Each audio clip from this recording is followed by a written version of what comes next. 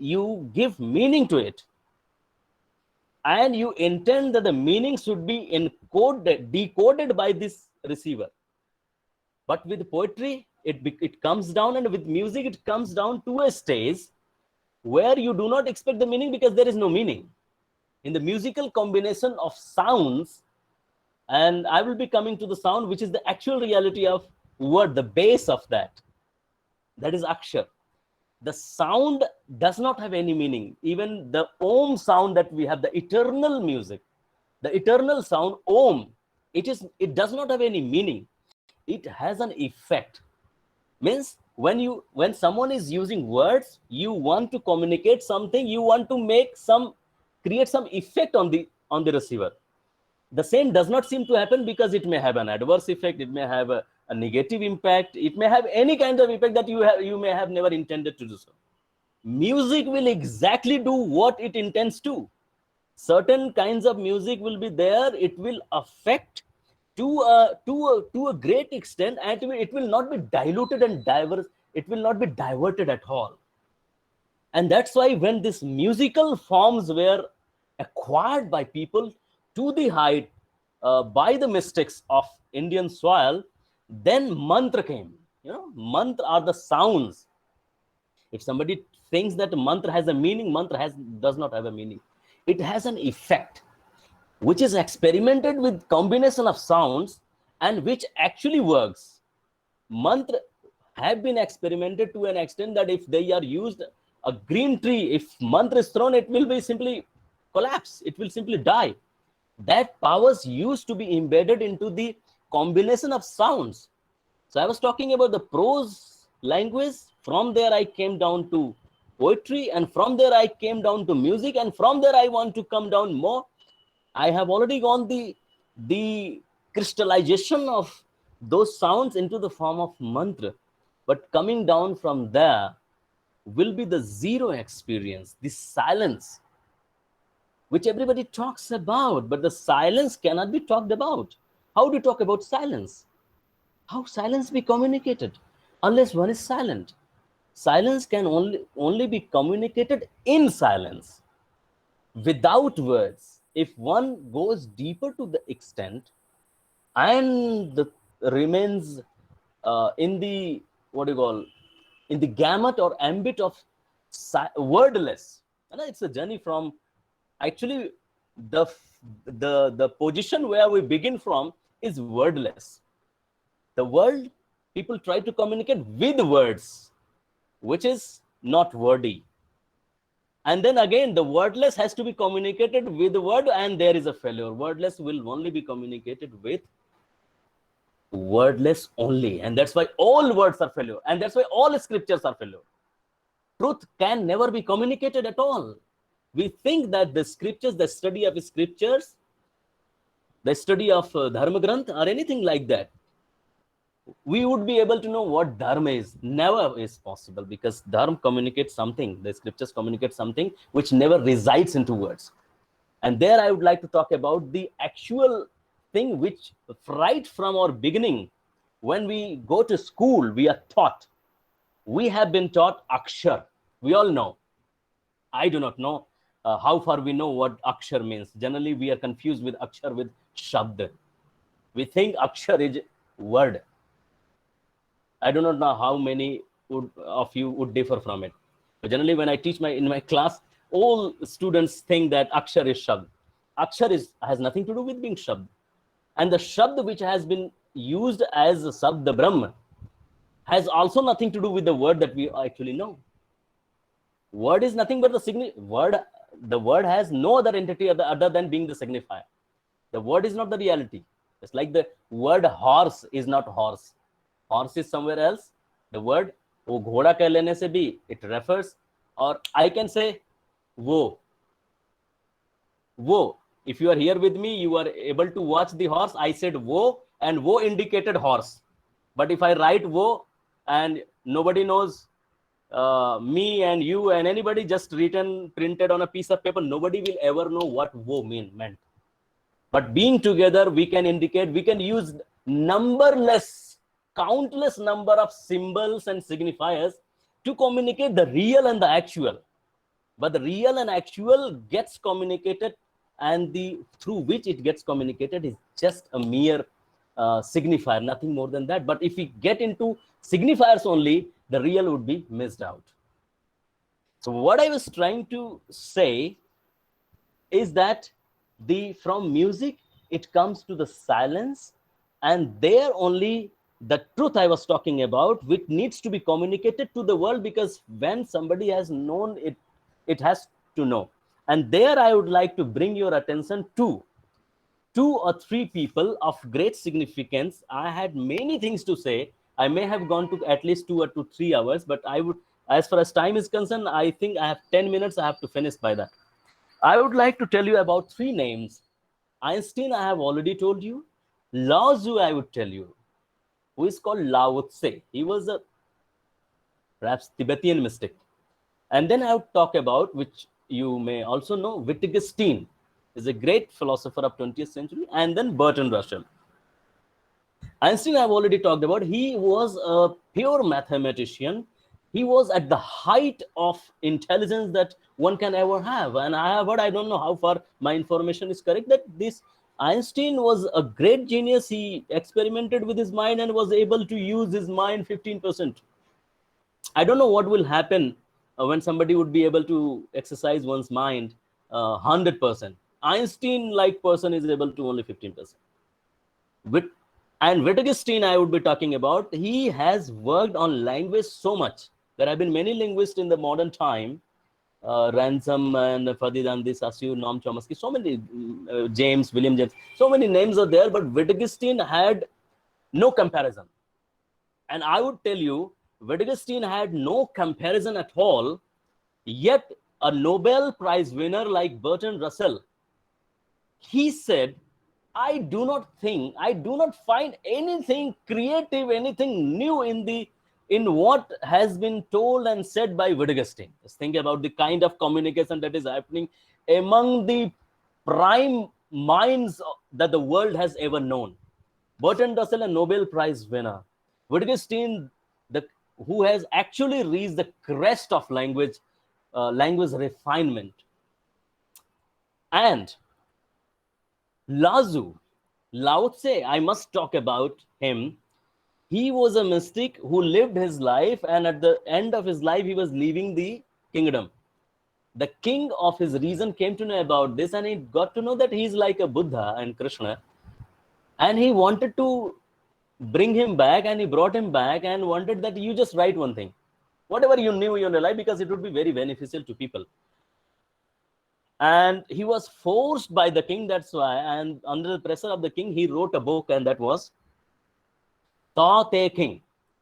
It's a very thin book, very small book, and the very first thing that it begins with is, what is truth cannot be written, and what can be written is not truth.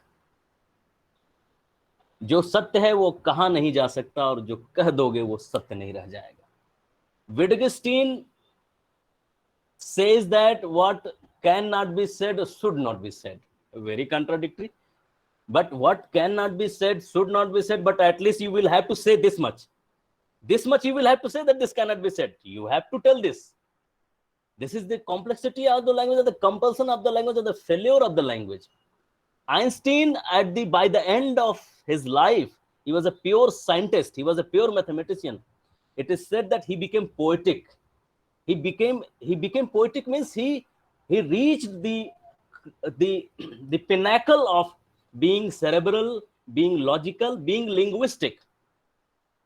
And Wittgenstein, if you study his words, each and every line, which was not deciphered and decoded by a genius like Bertrand Russell, he all had mystical flavor that Indian literature has. Indian scriptures of the past has. This modern man, very much Western, very much logical, but he has reached to a point where language becomes mystical. And I would like to explain language, and I would finish my talk today. There were 1,001 things which I may talk about, but here I would end. I am very punctual as far as timing is concerned. I will finish in 4 minutes.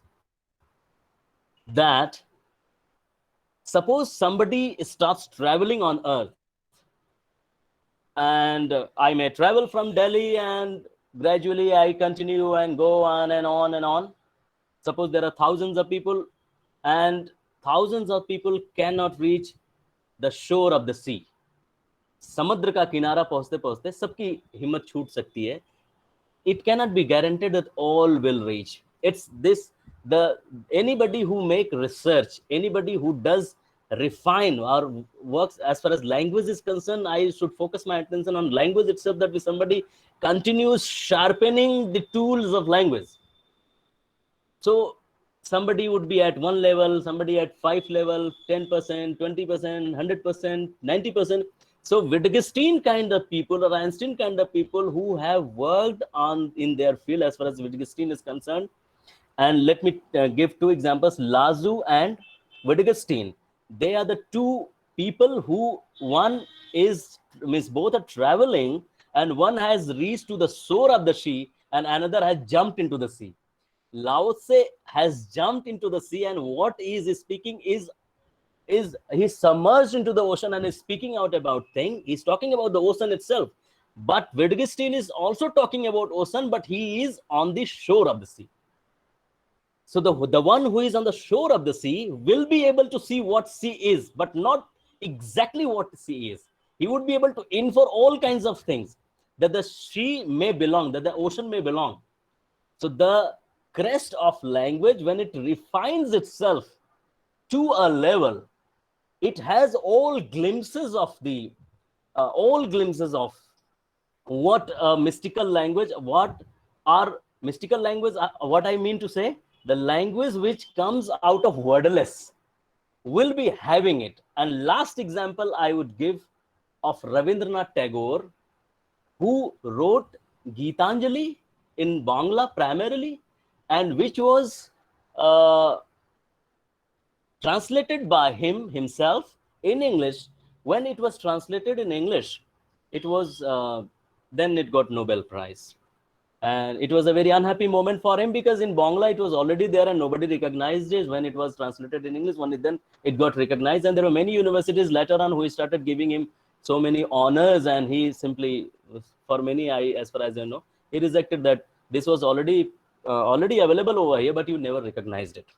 It's not the honor you are giving me, it's the honor that you are giving to the West that has recognized this text. In the introduction, there were 3 words that were contested, 3 or 4 words, which were suggested to him. I am not able to exactly recapitulate. Perhaps it was WB, it's someone who somebody, I don't remember exactly the name, who objected those very words, and those very words were replaced. When there was a committee which was discussing about this text, those were the very words which were pointed out, and all the old words were brought back, because the symphony, the orchestra that was fabricated in the text was dismantling the entire text with the intrusion of foreign words, and it had come only from his own inner consciousness that he felt and poured out into the form of Gitanjali.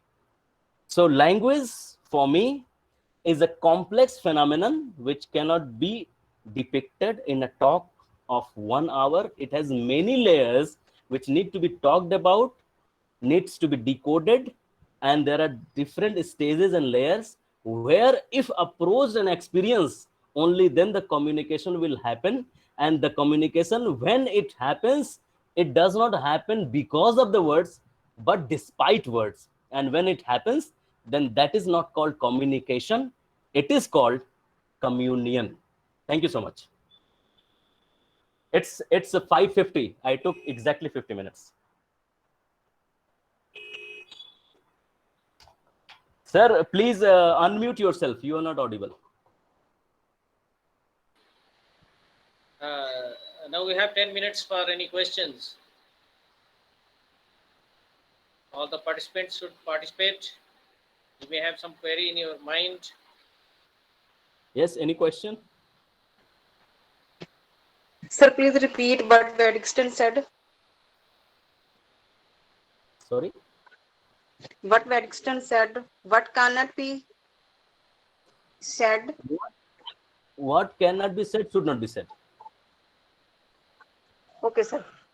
And Lazu said, what can be said, truth cannot be said, and what can be said is not truth. And I would have, had I had time, I would have explained this thing with example that how to depict, to say truth is not possible in words. Not at all possible. Not possible at all. And one will automatically understand this thing that it's not possible. All that we, and there was one more word. There are so many things which were left out. Communication is not possible. Negotiation is possible. We all try to negotiate with what you mean, with what I mean. We negotiate and we agree that yes, what you mean, maybe I have understood, what I know, it's all negotiation. But when it happens despite words, then it is communion. Then it exactly happens, and you know what I mean, and what I know what you mean. Thank you.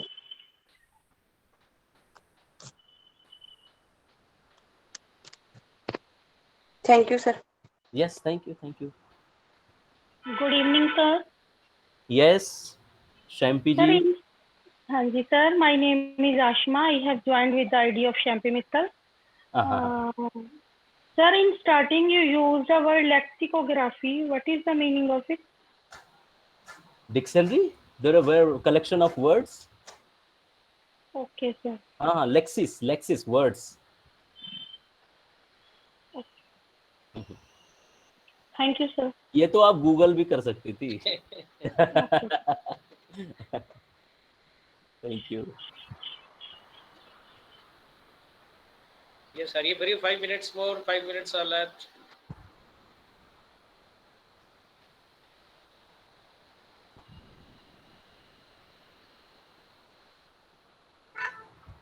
It is very nice talking to you all. I have a great feeling. They may, Rafsab, they may have so many questions. So Definitely, I'm here to address. They will ask you. They may send you in the group also. You are also in the WhatsApp group. I'm in the group. Any I question, you ask any question.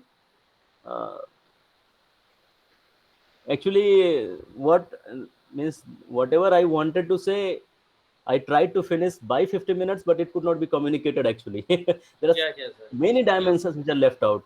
You used all your strength to express yourself in communication, sir. You just Yes. It was extraordinary. Thank you so much.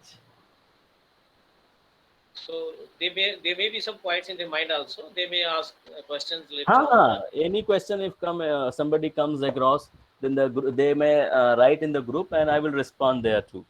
I may just make an audio and respond there too, instead of writing there, because that becomes easier and quick. Now, Dr. Vipin Pal Singh ji,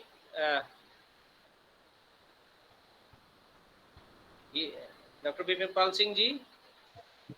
Yes, please. Jitendra ji. Yes, sir. You just please say a few words about Dr. Praveen ji. About his lecture. It was very extraordinary. Definitely, I would like to speak. Dr. Praveen Anshuman is one of the most brilliant scholars, especially the level of philosophical analysis and the way he blends the Eastern thought with the Western thought. You can say it's something unique, outstanding.